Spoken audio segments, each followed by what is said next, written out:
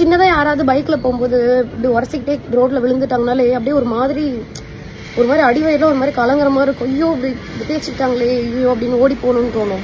ஒரு 6 பேர் சேர்ந்து 2 கையும் டைட்டா புடிச்சிட்டு வெட்டுறாங்கன்னா அந்த மொமெண்ட் அவர் எவ்வளவு பயந்துருப்பாரு. கூட இருக்கவங்க அவர் எவ்வளவு ஸ்கேரியா ஃபீல் பண்ணிருப்பாங்க. அவர் எவ்வளவு துடிச்சு செத்து போயிருப்பாரு. அவ்வளவு பயமா இருக்கு.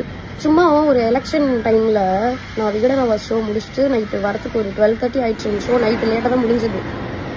ஆட்டோல வந்துட்டு இருக்கேன். இந்த பக்கம் தேடுறாங்க, அப்படி தேடுறாங்க, பேக் நோண்டுறாங்க, காசு இருக்கான்னு பாக்குறதுக்கு.